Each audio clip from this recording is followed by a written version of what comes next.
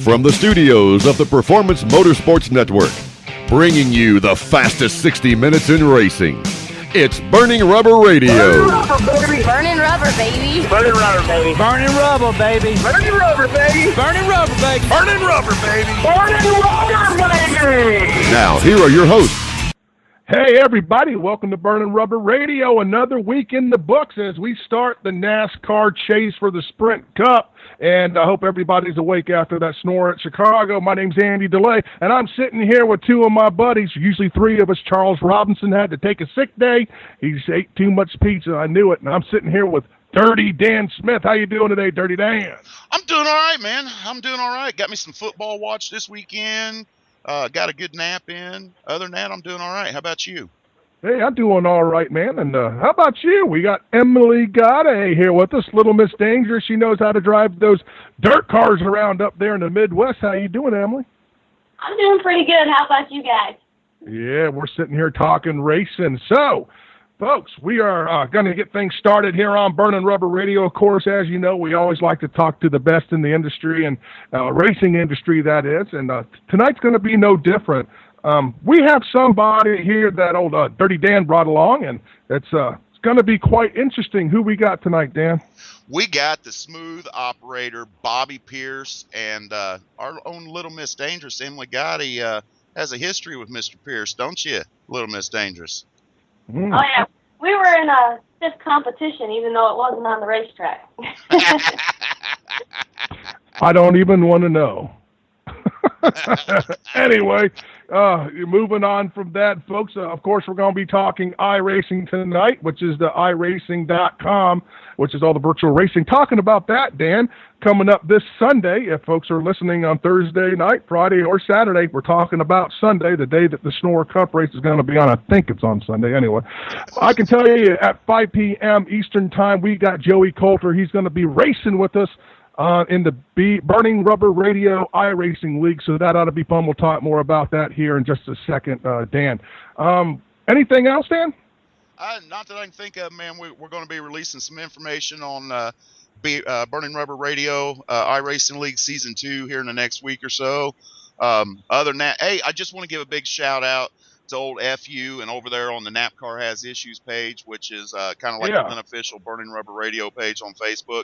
He's doing a bang-up job. He's joined us on the Burning Rubber Facebook page, making posts there in the NASCAR post. Floyd, thank you. I really appreciate it, man. You're doing a hell of a job. Andy, we do got some big news this week. I almost forgot about, man. We got a new .com site we need to promote out there. Yes, we do, folks. We now have our own blog here on Burning Rubber Press is what it is. It's burningrubberpress.com. You're going to have folks like me and Dan and all kinds of other folks are going to be writing out there. Some really good stuff out there right now. So go on over, check out the Burning Rubber Radio Press at burningrubberpress.com, Dan. So ought to be really neat stuff. So, folks, hang on, jump in, tighten up those straps, and let's go burn some rubber, baby. We'll be right back after this. You're listening to Burning Rubber Radio, evidence that with enough money and a lot of BSing, almost anyone can have their own radio show. Now, back to Burning Rubber Radio. Woo-hoo! We're all fired up here at Burning Rubber Radio because we're going to talk what we like to talk about the most. At least I do, because I can talk a hell of a lot. And that's iRacing.com. iRacing.com is the place where all of those folks you see in NASCAR, IndyCar, you name it. If it turns left, turns right, or it goes in a circle, the real drivers use this stuff to practice, folks. It is the real deal. And we're here to talk about a little bit of the racing that Dirty Dan, Charles Robinson, and I do over there. But real quick, Emily, when are we going to see you out there iRacing with us? Man, I don't know. I'm a poor college student. I don't know if I can afford that steering wheel. All right, folks, burning.rubber@hotmail.com. If you guys want to donate a little bit of money or you got an extra Momo wheel sitting around or something like that for Emily Gade, just drop us a line there, and we'll make sure that she gets it. Anyway, you know, this past week we didn't have any racing action because Dan forgot to open the server, but that's all right. Wow, he's silent. Okay. Oh my Lord. Oh, Lord. Anyway, we're all set up for Burning Rubber Radio iRacing League. Folks, if you do iRacing, you can hop on over there to the league pages, look up Burning Rubber Radio League, and join it. We race on Sundays at 5 p.m. Soon, here shortly, we're going to be running on Wednesday nights at 9 p.m. But by all the popular consensus, it looks like we're going to be running the Camping World trucks. And this Sunday, if you're listening to this, Sunday coming up, you can come in and race with us on the Burning Rubber Radio iRacing League. We're going to be running the trucks at Rockingham, and we will be joined by none other than, I can't do a drum roll. Anyway. There you go. The one and only driver of the number 20, no, hell, that was last year. Driver of the number 18 Toyota Tundra. Out of my moonshine jar, Swami.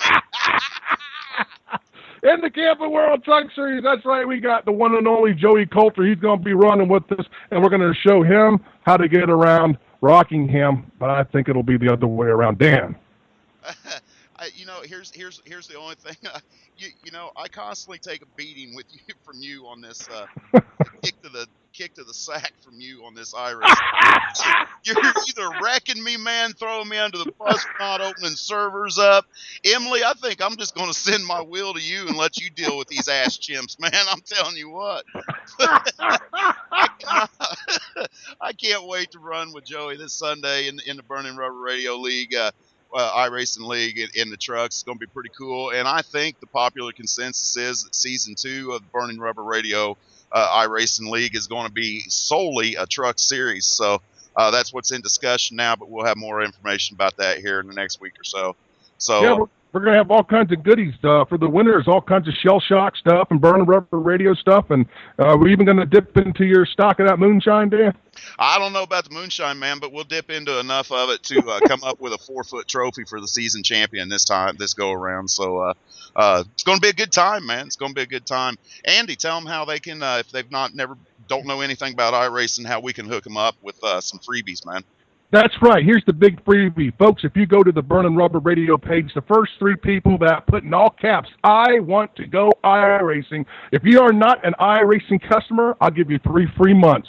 That's right. The first 3 people that do it. Last week's winner was Mr. Dave Davis from Cleveland, Ohio. That's right. Daddy-O number 0098. He won 3 free months of iRacing. So welcome to iRacing, Daddy-O. I'm going to dump you just like I do Dan.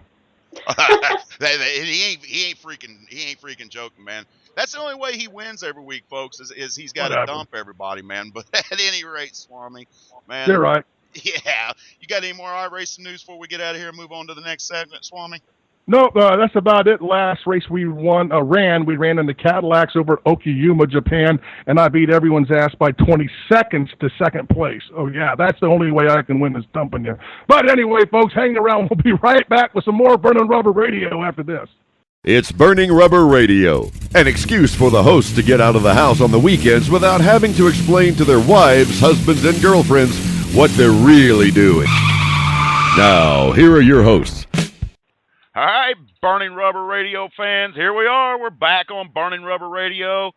Man, I'll tell you what, this week we have the ultimate guest, as you heard in the opening there. We have Bobby, the Smooth Operator Pierce, on the phone with us. Bobby, what is up, my man? That's right. Hey, how you doing? I'm doing all right, man. You ought to be doing really good, man. The last couple of weeks you've had racing. We're going to get to talking about that.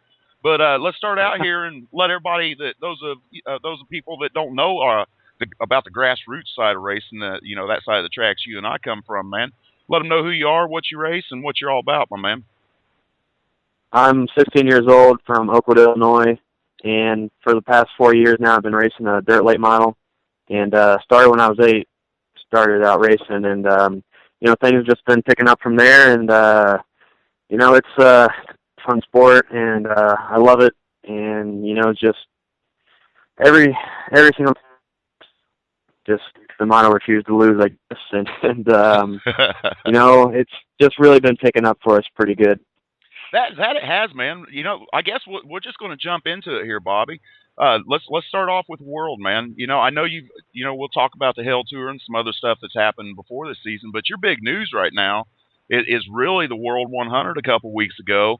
Your first time in the World 100, you bring it home fourth, you pick up a heat race win, you burn up some spoiler sides, and things like that, man. But you had a hell of a run there, man. Tell me a little bit about your World 100 experience. Yeah, well, Eldora is just such a magical place for sure. With all the fans that go there to watch, from that to just the racing itself, and it's really an experience that you won't really get too many other places for sure. And I was really glad to run as well as I did there because it was always my dad's dream to win that race, and he came close many times to that. And when we were going there, we just had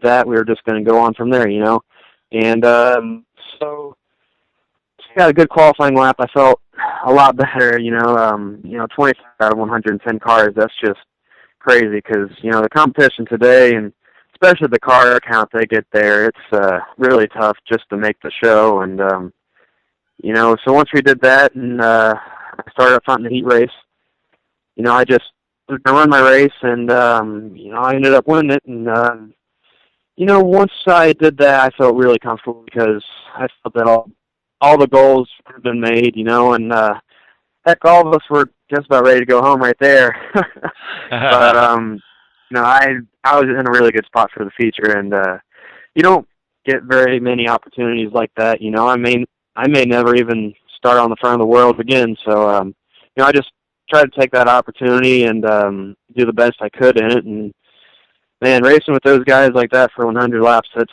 definitely a pretty good experience. I like flirting with that wall a little bit. It's pretty fun up there. A little risky, but it's really fun up there. And it seemed like that was working the best for me. And once I tore up my spoiler, once I took the lead, couldn't really go anywhere else because that top was about the only place I could go after that, where the car would stick anyways, and it was working for me really good up on the top. Now, Bobby, there's several things I want to talk to you about the world here, but you touched on a little something there, and I don't think that fans that's not used to dirt late model racing and they see the spoilers and the noses on the car, they don't realize how important aerodynamics are for that brand of racing, and you touched on it a little bit there. Eldora, the fast way around's up there around the top, and you do got to kiss the wall a little bit up there in the middle of the turns, and it does tend to rip that spoiler off on the right side. But tell the people out there the difference. Tell us the difference between having that car, 100% of the body pieces on it versus not. This stuff's not just for looks, man. It's just not to make it look cool, is it?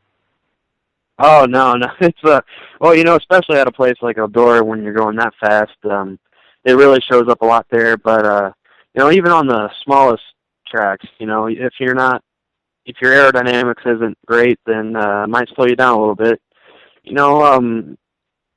I mean, some people I guess would think that you have to be going about 200 miles per hour for it to affect anything, but man, I could not imagine what was going through your mind, Bobby, those last few laps. Like you said, with a legend of Bloomquist, the World 100, Eldora, dirt late model, one of dirt late model racing's biggest stages, and going at it. I can only imagine how that went. Moving on from there, the very next week you go and you put on another show for the fans at a World Outlaw dirt late model event over there in Belle Claire, man, bringing it from 24th to 6th. Where in the world, man? I thought you were wore out after Eldora, brother.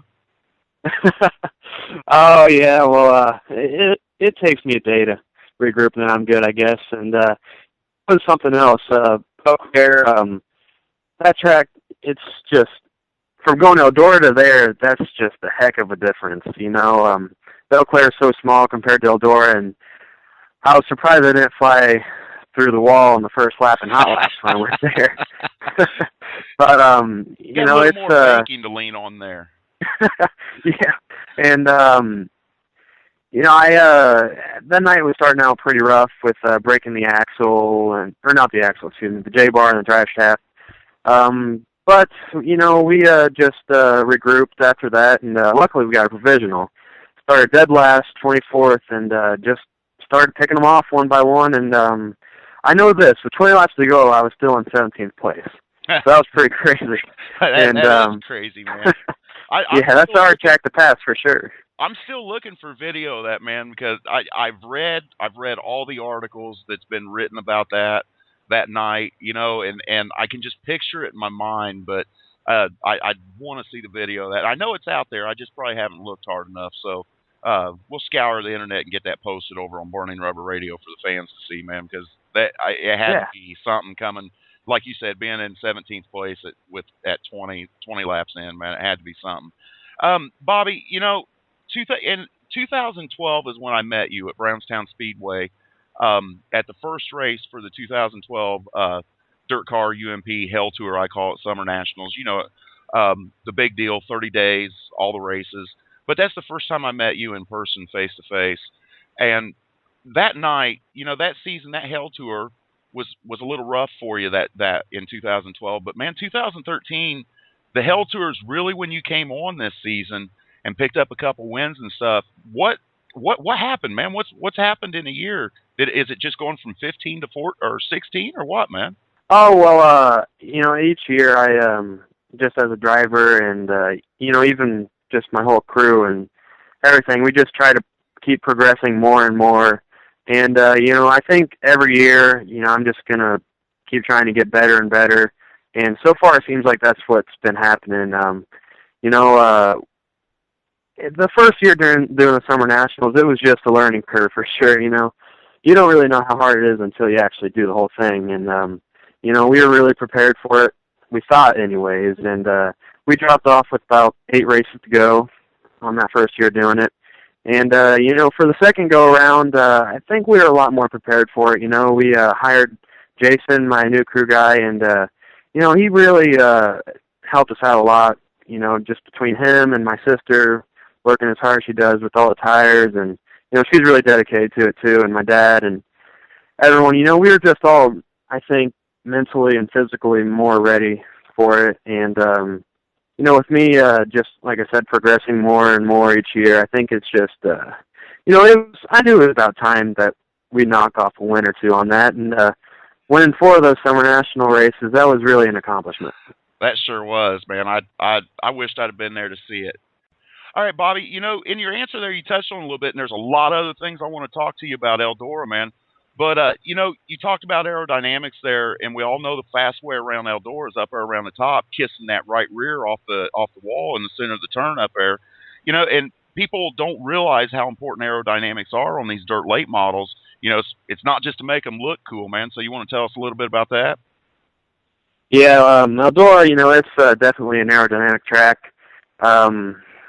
Once I did that, I knew you know, it was going to affect the car a lot. And I think a lot of people think, you know, just even if you're going, you have to be going 200 miles per hour for it to do anything. But if you're going 50 miles per hour, aerodynamics still means kind of like sticking your hand out the window going down the interstate in a car.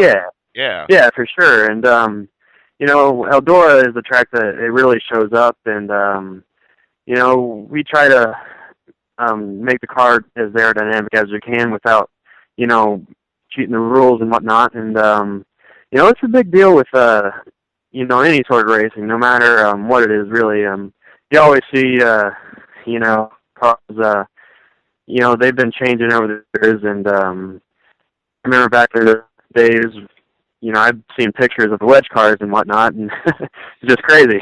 Man, I'll tell you what, those wedge cars, those were some of my favorites in the day, and they got that pavement race up there in, what is that, Kalamazoo, Bobby, the Call of the Wild or whatever, where they still run the big wings and the wedge cars. Yeah. You run, what is it, 10-second, 9-second, 10-second laps around a big corner track. Yeah, it's crazy. They're getting it. But at any rate, man, now, you know, your run at Eldora, what impressed me was towards the end of the race, you've lost any air on the right rear, that, you know, any advantage that you had on the right rear when you ripped the spoiler off. I know your tires had to be going away after 100 laps at Eldora. We all know the Hoosiers are good, but they wear out pretty quick. And I'm not sure if you run the Hoosiers or not, but American Racer, either way, man, our dirt tires, they don't last that long running that hard on that kind of track. But man, you really put a battle up. Bloomer really had to hold you off, man. You was giving him all he can handle. What'd you think about that? Oh yeah, racing with those guys such as Scott Bloomquist, that's an experience for sure that, it's hard to get anywhere else. And especially racing with him in Eldora, it's just I was trying my all to pass him back at the end there because I was really satisfied with how I was doing, but you got Bloomer in the Bloomquist, crosshairs though, yeah. man. That refusal Oh, yeah. has got to kick in, don't it?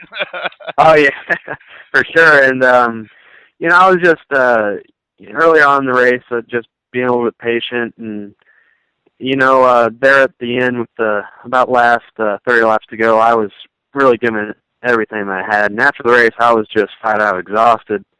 And it was just like you said, Scott Bloomquist, he really knows what he's doing. He's a legend for sure. And I was giving it all. Try to pass him back there at the end.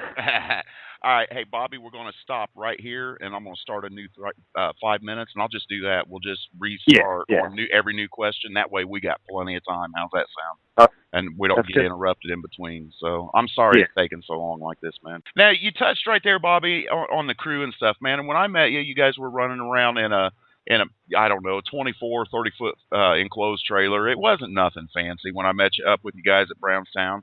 And you talked about Sierra, and Jason I haven't met, but I've met your mom and Angie and your dad Bob. And there's this perception out there that you're a big money race team, that Bobby Pierce Racing's a big money organization.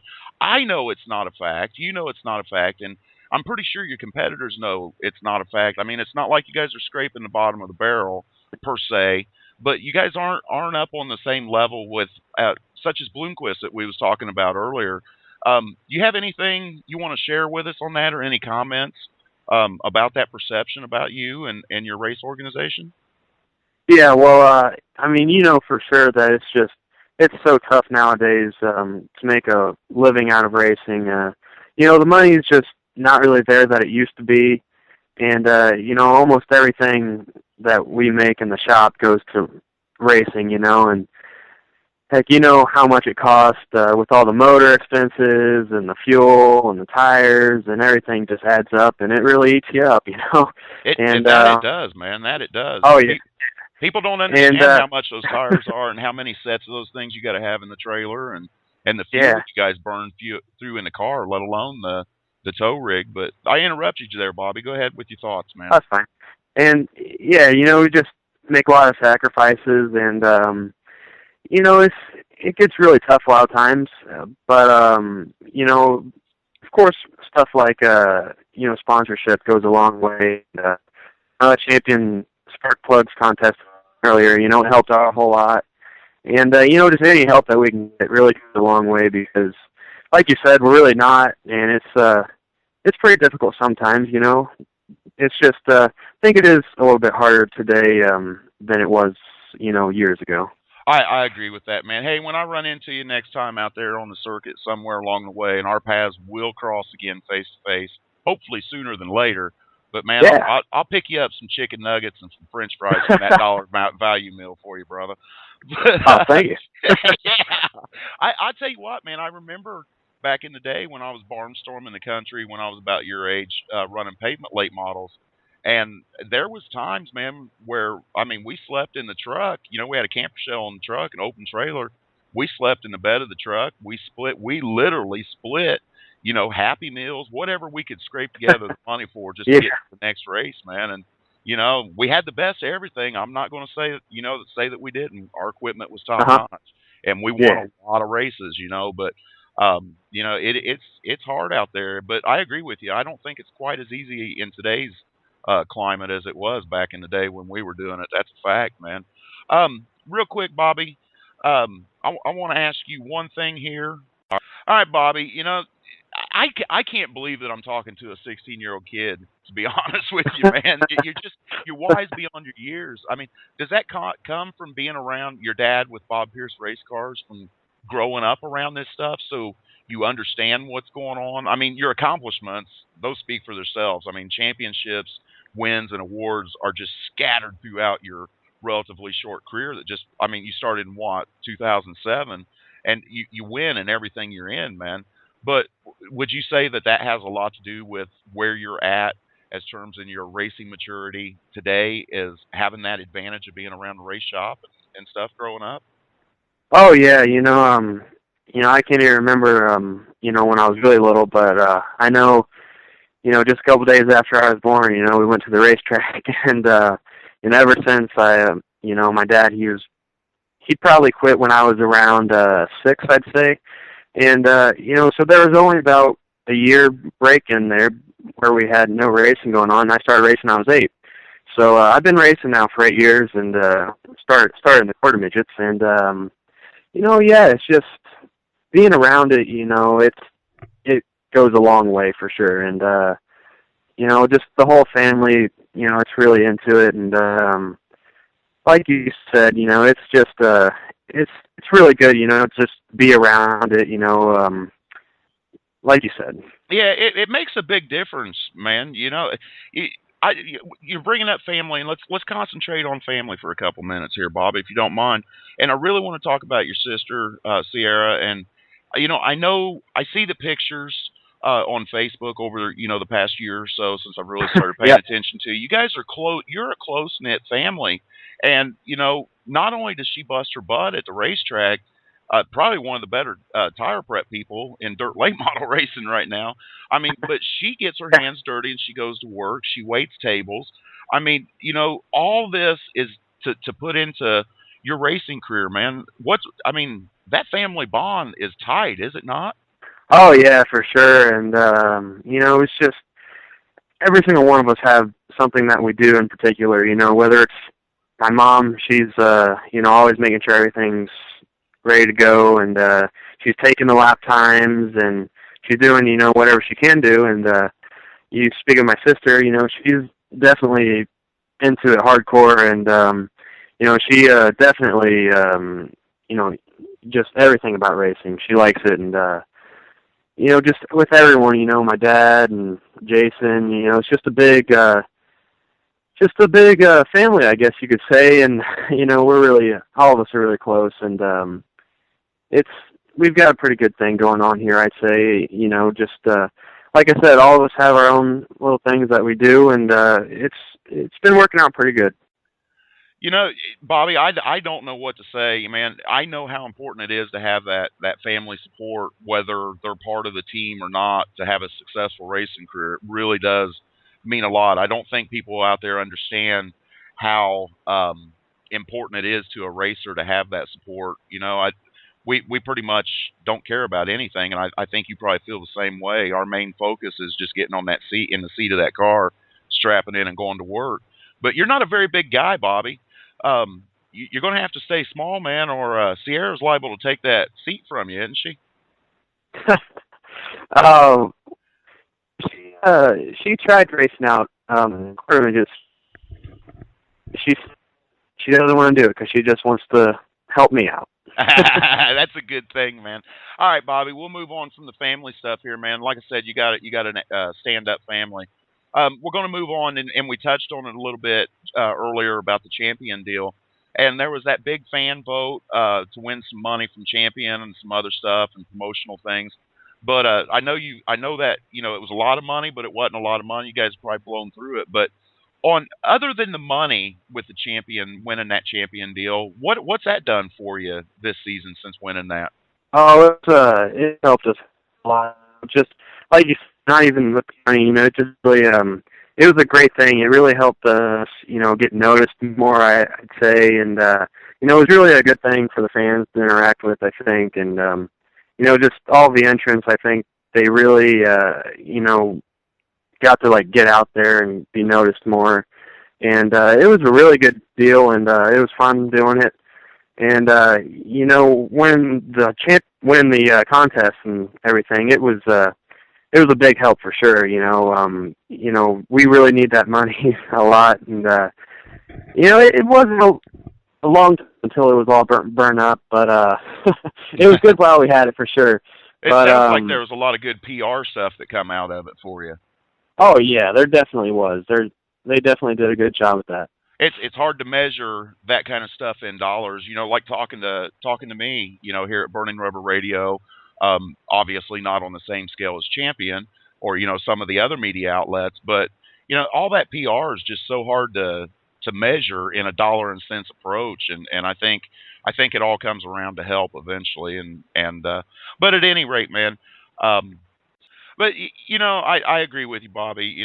PR is PR, and I don't necessarily agree with as long as they're talking about you, it's good. You know what I mean? You got to kind of keep a lid on that negative stuff. But at any rate, man, your career, you have this saying, refuse to lose. And the more that I learn about you and the more that I follow you, and just, for example, using the World 100 and Belle Claire as an example, that refuse to lose, you want to talk to me a little bit about that and how you actually, I know you live and breathe that quote, but you want to let the fans out there know what that quote means to you personally, Bobby? Yeah, well, right when I started racing back in quarter midgets when I was 8, that's when I got the motto, actually. My mom actually gave it to me, and ever since then, it's just stuck. And single time I race, I really believe in that. And, that's all you can do, really, just keep refusing to lose. And, it just, ever since I've been racing and progressing more and more through the years, like you said, using the World 100 as an example, I was just absolutely beat after the race, and I was just trying my hardest just to catch Scott and, just maintain the spot I was in anyways and try to get a top 5 out of the deal. And, I think even racing with these big dogs out there, they've been racing for a lot longer than I have for sure. But, I think it's just, I still think that no matter what, I can still beat them. I agree. But you said, I guess, refuse to lose. Yeah, you get out there with in a situation like that, and it seems like you talk about.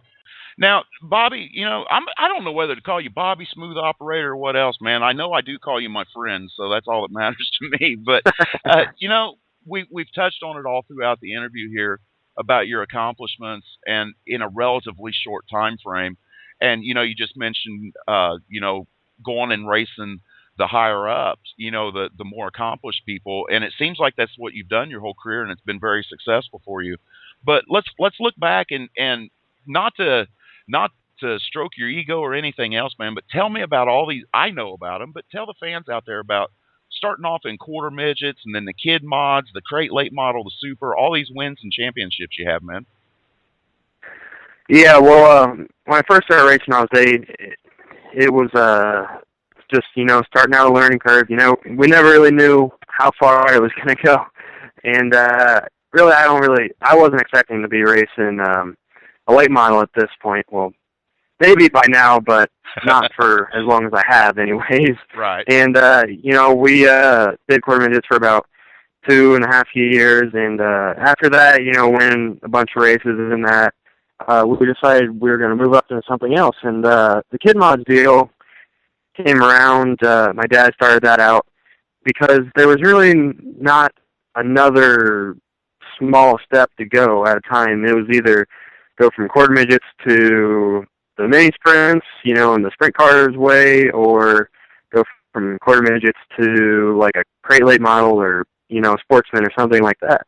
Right. So my dad made that class and did that for a year and got a whole bunch of wins in that. And so we decided to move up into the crate. And when we moved up to the crate, I was 11 years old, I believe. Wow. Yeah, 11 years old.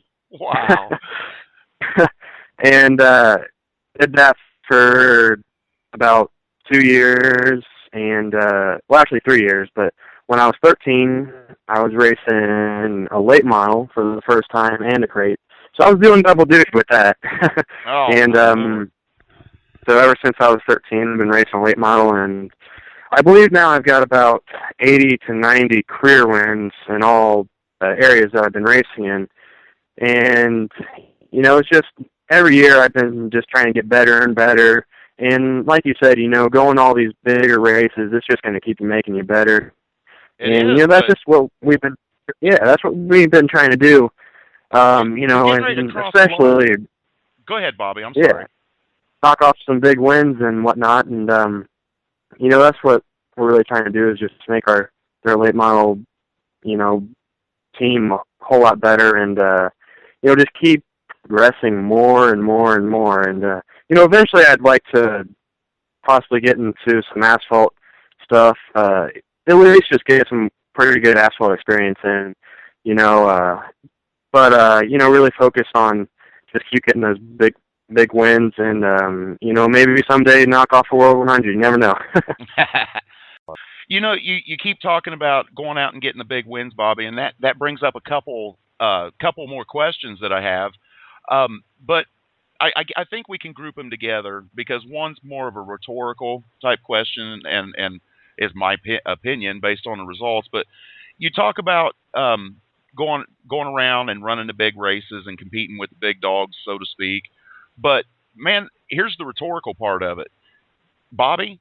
You are one of the big dogs now, man. You're one of the contenders. When that Bobby Pierce Racing hauler pulls into the pits, man, you are a contender now in these big races, and you've done it with, wiping the sweat off your brows. You guys have worked hard for that. But bringing that up, I know you run a lot of UMP dirt late model stuff. You run with World Outlaws. What all series do you run, and are you going to try to run for any series championships, or are you just going to continue with what's been successful for you guys at this point, and that's just kind of barnstorming? It's next year is a while to go. Heck, sometimes we don't even know where we're racing next weekend until we decide last minute. But I'd say that I don't really know if I'll be following any series particularly. We might not, but really just what I'm doing now, but keep progressing and going to even more of the bigger shows than what I've done this year. I have to tell you, there can be no one that argues with you guys' formula for success. I mean, there can't. And I kind of like, I guess I'm going to ask you this. I kind of like the way you guys are doing things, and this is what we done in the day when I was still racing the pavement late models. When I say barnstorming, you run around, and it kind of takes the pressure off. You're not worried about points. You're not worried about anything else. It's just about winning races. Do you find that takes some of the pressure off in this learning phase of your career? Oh yeah, for sure. Worrying about points it gets to you sometimes, for sure. With that Summer Nationals deal, we were trying to catch Bishop, and it was a close battle there at the end. And I agree with you. I kind of like just going to all the different races that we can, just we could choose whatever races we want to go to. And, that's, I think, in my opinion, is almost the better way to go sometimes, because you're not having to worry about, you must be at this race here, and it's, like I said, next year it'll, hopefully I just knock off some even bigger wins. Than, I want to see you on that. I want to see you on that stage at Eldora with the flames going up beside you, Bobby. I really do, man. And I get what you're saying, and I totally agree with it. That it keeps the fun in the racing, and like you said, if you want to go run here and you go run a race and you're hauling home and, oh, look, here's a pretty cool place, man. Let's go run there tonight. You know what I mean? It just takes a lot of the pressure off. But all right, Bobby, we're getting to that point where we're going to have to get ready to cut this thing short. And I just got a couple more things for you. Basically, one more question for you, and then we'll get out there and let you get all the PR out there for the people that make this happen, other than the family. But there's a certain group of people that's jumped on board, and you've started a program this year, and I think the name of it's called Pierce Posse, but I'm not for sure on that, so correct me if I'm wrong, man. It wouldn't be the first time that you've stepped all over my bleep. So go ahead, Bobby. What's that group that you guys created, and what's that all about, my man? Yeah, you're right. The Pierce Posse. It's just at the beginning of the year we decided to come up with something that is built for someone who wants to sponsor a race car, but yet they don't have the money, so to speak, of to, get a spot on the quarter panel or the door or something like that, So we decided to call it the Pierce Posse, and each sponsor, just gives us about $1,000, and they get to have their name put on the door. And, just each of them, it really adds up. And like I was saying earlier, everyone puts out a whole lot. And, so once we did that, we found some really good sponsors and people that were willing to do it for us. And it turned out to be a really good deal, for sure. That is pretty cool, man. And I know that you work that pretty hard, and you have very good communication. Your team does with that Pierce Posse, but even above and beyond that, just with the fans, you guys work the fans very, very well, and you keep us informed. Fans, you guys can get out there to www.bobbypierceracing.com. The website is always updated within, a reasonable amount of time. There's a lot of information about there, how you can get involved and help Bobby, the smooth operator, out and help him advance in his career. I can guarantee that his name's going to be out there for a long while to come. So, yeah, get on over there to Bobby's website. And, Bobby, we've got to the point in the show, man, where I'm going to have to get ready to kick you off of here, man. But, yeah, I don't want to, man. But why don't you go ahead and let fans out there know where they can catch up with you, Twitter, Facebook, like we put the website out there. How do they follow you? How do they stay in touch with you? How do they interact with Smooth Operator? And above and beyond, who writes the checks to make all this happen, my man? Oh, yeah, well, you can always keep up with me, like you said, on my website, and then Facebook for sure, and Twitter. I'm always trying to put updates on Facebook, and, just keep the fans updated because, without the fans, of course, none of this would be able to happen. Dirt racing wouldn't be there. So, you can always keep up with me on there, and then, like you said, all my sponsors, they do a great job, and, just allow us to keep doing what we're doing. And, I'd really like to thank them. Champion Spark Plugs really helped us out a lot. And the Pierce Posse for sure. And then BMG Morisaki Ellison Technologies came on. These guys really help out a lot. Advanced Shocks, Kaiser Manufacturing, just all these guys do a great job helping us out. Sweet Manufacturing, and of course, you can't forget about Bob Pierce Race Cars, and my family too. They really help me out a lot and support me, and just my whole crew. They do a great job, and hopefully, just like me, you keep progressing, and we'll all get better, and be one of the top teams. I don't have a doubt that you'll reach that plateau, Bobby. And I can tell you this, man, for what it's worth, you are a very humble young man. You are very appreciative of what everybody does for you. You're not a fake, man. You're not a poser. That you're the real deal, Bobby. And we're going to be hearing your name a lot in the future and moving up the ranks, I'm sure. I'm kind of one-sided on this. I want to see you stay in the dirt late model and run around there, but that's my personal opinion, man. But I know we're going to lose you to the pavement ranks one of these days, man. But at any rate, man, we've hit that time in the show. I've burned up enough of your time, and I appreciate you for doing all this. But there's one thing that I got to have you do before we get out of here. And Kenny Wallace started this deal a few years ago.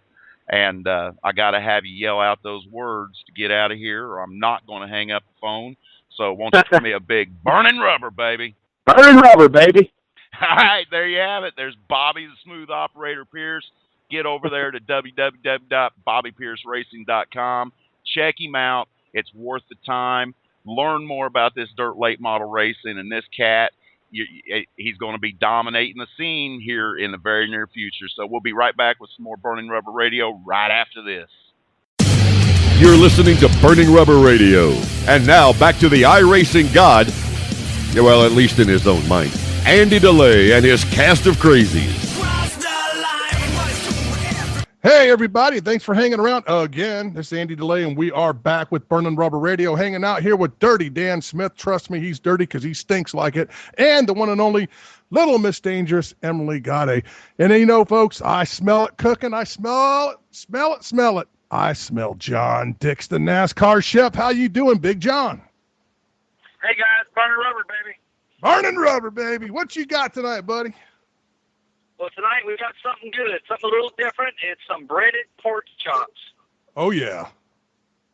Yeah, I tell you what, it's like you know, Andy, I always do something quick and simple, and, you know, my poor small brain can't hardly remember these recipes anyway, so I got to keep them simple. You know, you're not getting any younger, buddy. I heard that. Boy, I tell you what, I learned that a couple weeks ago in Atlanta when Smoke's team asked me to run tires for them. Woo-hoo! What is this? What are they doing having the chef run tires, man? You're not exactly the youngest guy on the track, man. Hey, I resemble that remark. Oh, Lord. Let's hear about them pork chops, brother. Okay, guys, we're going to start some breaded pork chops. We're going to start with 1 egg, 3/4 cup of seasoned breadcrumbs. You want to use 4 bone-in pork loins, about ½ an inch thick, 1 carton, which is about 8 or 9 ounces of spreadable chive and onion cream cheese. That's my favorite part of this recipe. Oh, yeah. 3 tablespoons of chicken broth, 2 tablespoons of milk, okay? Now, in a shallow bowl, you want to beat the egg and place the breadcrumbs in another bowl, all right? You're going to dip the pork chops in the egg and then coat them with the crumbs. You're going to place them on a pan, a good baking pan, 15 by 10, whatever size pan you have, and you want to bake them uncovered at 350 for 25 to 30 minutes or until, the meat's done inside, which everybody knows, if you have a thermometer, about 160 degrees. All right, in a small saucepan, you want to combine the cream cheese, the broth, and the milk, and you want to cook this over a low-medium heat, just really until it gets warm, until it starts melting a little bit, and gets nice and smooth, and you're going to serve that over the pork chops. And I tell you what, that is the best stuff on top of pork chops you've ever had. It takes about 4 servings unless Andy and I get there first. You better cook 2 batches of that stuff, John. That's sounding really good, man. And Emily, that sound good to you? Oh, yeah, I actually made pork chops tonight, and, yeah, definitely really good. Oh, yeah, I tell you what. Hey, John, you've been with us now for about 5 years, folks. I want to let everyone know John Dixon, NASCAR chef. He's a regular staple around here and with Burning Rubber Radio. And listen, if you all want to get a hold of John Dix, you can always drop him a note at burning.rubber@hotmail.com. Again, burning.rubber@hotmail.com. Plus, you can go over to the Burning Rubber Radio Facebook page, check out his recipes, and it'll also be on the new Burning Rubber Radio press. But let me tell you what, buddy, we got to get flying out of here, John. Until next week, we got to have those 3 famous words, buddy. Okay, guys, burning rubber, baby. Burning rubber, baby. Folks, hang out. We'll be right back. That was Chef John Dix, and we'll be back with more Burning Rubber Radio right after this. Get your hands. You're listening to Burning Rubber Radio. And now a former law enforcement officer guy that has a faster draw than Sheriff Quick Draw McGraw. Arriba, tostada sombrero, enchilada tortillas. Am I mad? At least that's what all of his ex-girlfriends told us. Not only that, but you're a big bully, too. You're hanging out with the crazy crew here at Burning Rubber Radio. I'm Andy DeLay along beside of Emily Gade, Little Miss Dangerous, who definitely knows how to drive a race car where potatoes grow. Also along with Dirty Dan Smith. We are the Burning Rubber Radio crew this week. Charles Robinson is getting better, and he'll be back next week, I hope, if he don't choke on all that pizza he's eating. Anyway, here, it's that time for the round table, and let's get everything fired up. I'm going to go ahead and lead off with this thing here. The round table this week, Emily and Dan, is, here we go, roll your sleeves up, the blunder that NASCAR called made whenever they put Jeff Gordon as the quote-unquote 13th car in the chase, and a 12-car chase because Brian France, quote, could. Now, what the heck? That's like a professional football team putting another team in the wild card playoffs because they got a raw deal. What about 14th and 15th place? Don't you think they deserve a shot at the chase too? Brian France, you definitely need to put that pipe down that you're drawing from because it's going to your head, my friend. That is the stupidest call that I have ever seen anyone make in motorsports. And I'm sorry if I pissed anyone off out there. I'm not hating on Jeff Gordon. I'm just giving Brian France a good old in the face there. Son, you got to wake up. That was stupid, Emily. Yeah, I agree. And I read your article today. I agree 100%. Like, the comparing it to the football game, yeah, everybody has tough luck there. That doesn't give them any reason to get any special breaks, So I agree 100%. That was kind of a bonehead move, I believe, on NASCAR's part. That's good. You don't have to say anything else, Emily. You got a career ahead of you. Anyway, Dirty Dan, come on, man. I want to open up Pandora's box here. I don't know if you're going to get Pandora's box out of me, man. This thing's been going on for a week and a half now, and along on the lines of your article, I totally agree with what you wrote, Andy. I totally agree with and see that point of view. But here's the thing that bothers me, brother, is that I don't think the fans really give a shit. I really don't. I think the fan base that's left in NASCAR could care less. It's quite obvious that what fan base is left is heavily influenced with Hendrick Motorsports. So therefore, what happened was a good thing. I consistently see where people are saying it was the right call to make. It was the fair call to make. In today's PC world, I guess all's good, man. I guess all's good. I'm still, it is what it is. I was on the fence about coming back to NASCAR and to the Cup Series and to start paying attention, because of Burning Rubber Radio. But I have to tell you, along with that move and what happened at Chicago, which we'll talk about here in a few, this past weekend, I've turned my back again, and I'm living life over here on the other side of the tracks and the grassroots where I like it, man. That's about where I'm at, Swami. Hey, buddy, I'm still hanging around NASCAR for one thing, and that's the NASCAR Camping World Truck Series. I love those guys and gals over there running that series because, as Matt Crafton said last week, if you don't think this is the best series in NASCAR, you got a problem. That's the truth. Anyway, Dan. Hey, Swami, you can Dan me all you want. You can do whatever, man, but I'm done with that topic. We're moving on. Little Miss Dangerous, what are we going to talk about tonight in this roundtable for your topic? I want to talk about this new restart rule that's been implemented at Chicago this past weekend. It sounds good, like a good topic. What you got to say? I don't know how I feel about it. I mean, I understand, but I understand their point. But I think they should just keep it the way they've been doing it forever, and the way that every other racing anything in the world does it. The leader starts the race. Yeah, all right. That makes sense, Emily. Yeah, the leader starts the race, usually start in the start box, I guess. I guess they changed it up, but why the heck not, man? They changed everything else up in the last week. Heck, I think they rewrote the whole stinking rule book, according to Brian France. So what's the difference with the little start stuff, right, Dan? Hey, when it's your playground, your sandbox, you're the one that's, you just got to watch out for them buried cat turds out there, man. Every once in a while you come across one of those damn things stink. So, here's the deal. Emily knows exactly what I'm talking about. Swami, you got some experience in it. Why can't it be like these guys and gals have come up all through their career? We've had a start system at the local level that's worked for, eons and eons, man. You got a start box. The flagman starts the race at the beginning of the race on restarts. The leader starts the race within that block, within that start box at the cone. That's the way it's always been, man. That is a major part, as far as I'm concerned, in racing, man. That's part of the strategy on restarts is to outthink and make somebody do something that they shouldn't do. Brake check, hit the gas. Little Miss Dangerous, what kind of games you play on the starts? I kind of like to switch it up. I'll start in a little bit different spot every time just to kind of try to throw them off a little bit. That's kind of my game plan.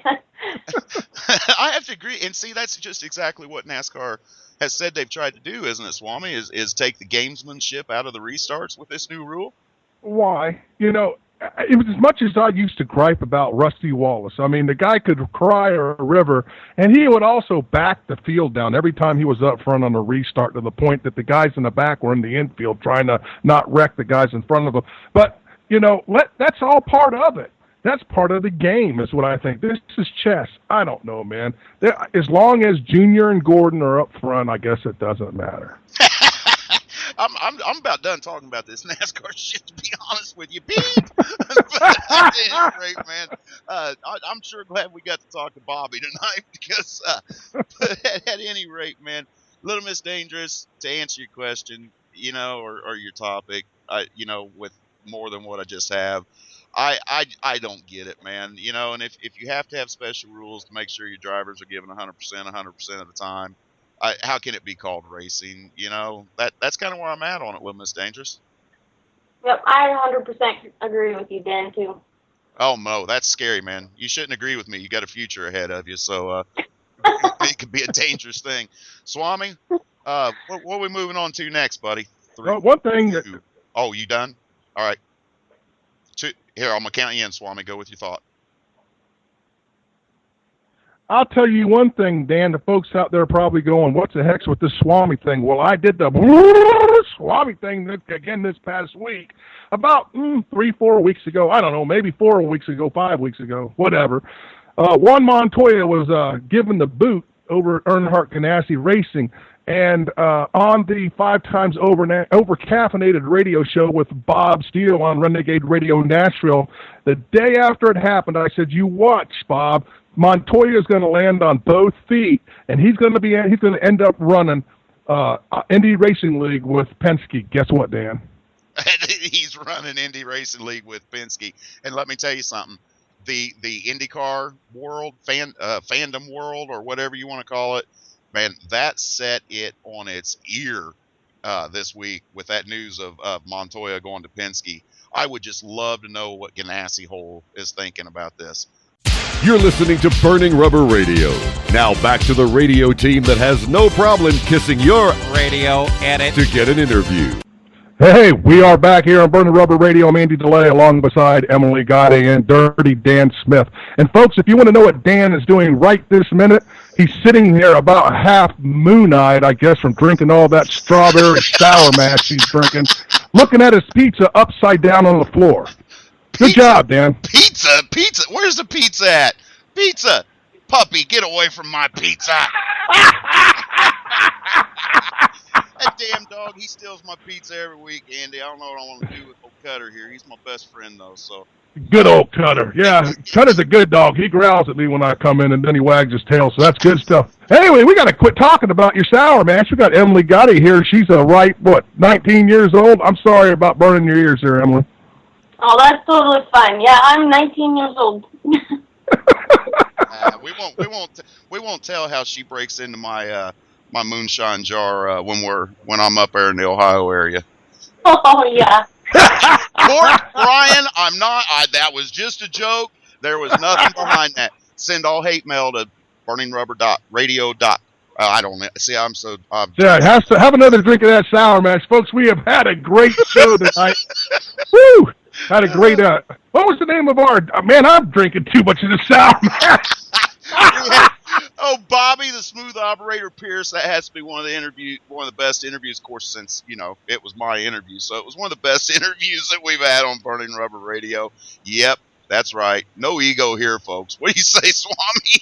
Yeah, that's right. Next week, of course, we got a few folks lined up from the Camping World Truck Series, and of course, we're going to have Charles Robinson back and Mr. Dan. Well, Dan, God Almighty, quit making me drink this stuff, Dan. We're going to have Mr. Bob Steele back behind the controls over here. So, it was great stuff. I'm looking forward to everyone going over to burningrubberpress.com, checking out what we got written up there. A lot of good stuff up there, and even Emily Gotti's supposed to write some. Yeah, I'm not promising any talent here, but I'm sure going to try. Man, I tell you what, the wheel on my chair keeps falling off, and I'm tilted to the right, kind of like I got a flat, man. I'm coming into the pitch, Dan. You go ahead and come into the pit, Swami. If it was left front, I'd tell you just to hammer down and go, because who the hell needs the left front anyway, right, Ems? Yeah, leave the left front at home nation, right, Dan? That's right. You pack that left front up and you leave it the hell at home. You get up there on the cushion and you rip the lip and letter E. So, Emily, tell us a little bit about what you got going. Well, I guess I'm just going to be writing a few press releases, I guess. Dan said I could write about anything I wanted, so that kind of leaves the door open. It's kind of a scary place, but we'll see what happens. Well, and folks out there, if they don't know Emily Gotti, she drives, tell them what you drive, Emily. Tell them a little bit about what you're doing here. You get to drive that wonderful Eldora. Yeah, I just drive a Thunderstock. I'm going to school at University of Northwestern Ohio. I drive Thunderstock at Lima Land, and next year we're going to go full-time at Eldora. So, pretty cool stuff. Oh yeah! Now you get to know the track owner over there because he drives a Cup car, and that's the way into NASCAR. Even though we beat him up, there's a lot of money over there, Emily. She's already on his ass for a new cell tower, Andy. So I think Eldora's going to get a new cell tower here before long. Yeah. I think we saw that last week's episode, or listened to it, because we definitely need a new cell tower. I tell you what, Tony Stewart, we need new cell towers at Eldora, and me and Dan have drank enough of this sour match that we're going to go kick over all your portalets if you don't get them. Lord have mercy, man. You're already getting my NASCAR creds taken away, Swami. Now you're trying to get my grassroots creds taken away, too.